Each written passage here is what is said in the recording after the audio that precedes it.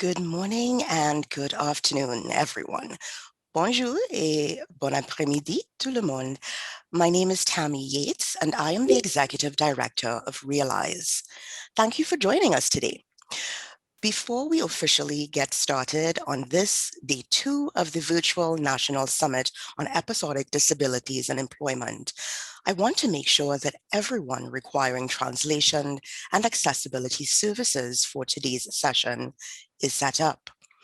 Simultaneous French and English interpretation are available using the language button at the bottom of your Zoom window. You can turn on English closed captioning using the captioning button. For French captioning, you will need an external link, which we have posted in the online chat window. Our ASL and LSQ interpreters will be visible on screen. If you are unable to see them, it could be because you are in full screen mode. Please change your view settings at the top of the window. I am now going to repeat this in French. Thank you for your patience. Avant de commencer, je veux m'assurer que tous ceux qui ont besoin de services d'interprétation pour le sommet aujourd'hui sont bien installés. L'interprétation simultanée du français et de l'anglais est disponible à l'aide du bouton langue en bas de votre fenêtre Zoom. Vous pouvez activer le sous-titrage en anglais à l'aide du bouton du sous-titrage. Également en bas de la fenêtre Zoom.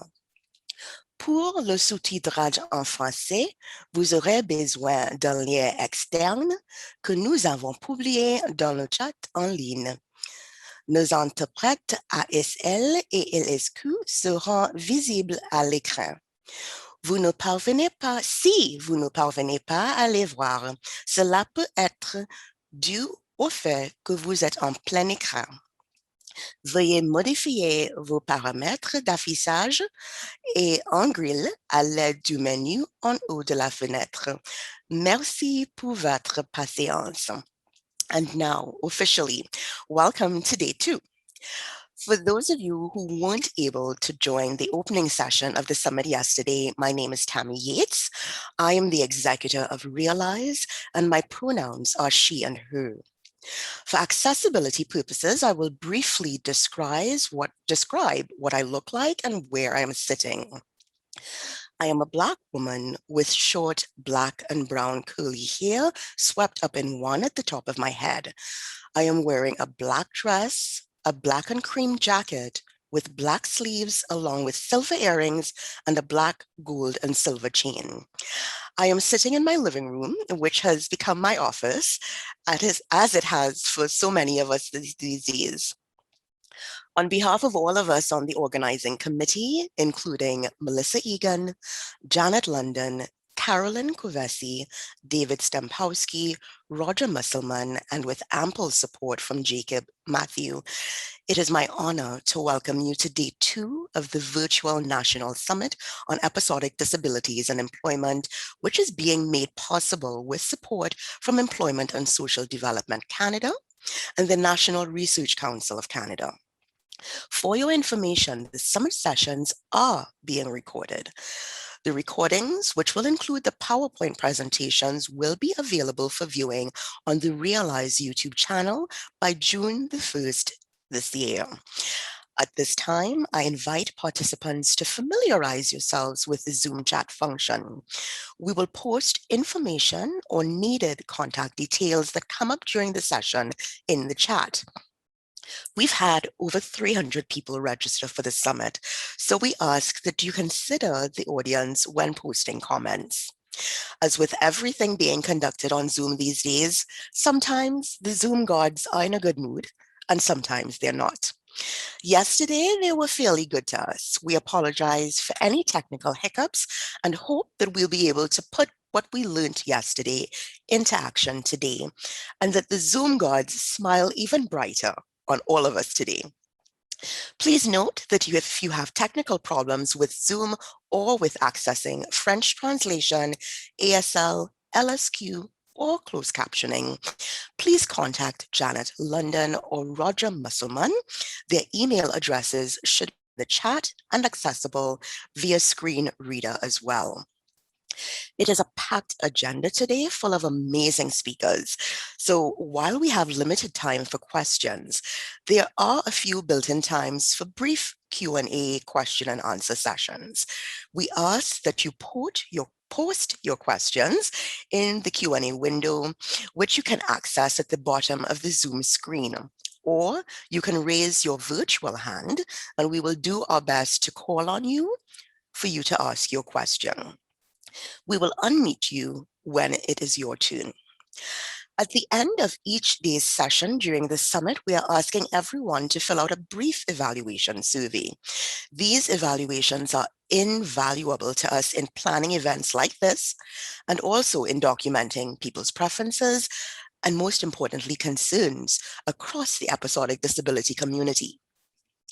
The link to today's evaluation will be in the chat window after the break, as well as at the end of today's summit session. As a thank you to those of you who fill out the evaluation, each completed survey will be entered into a draw.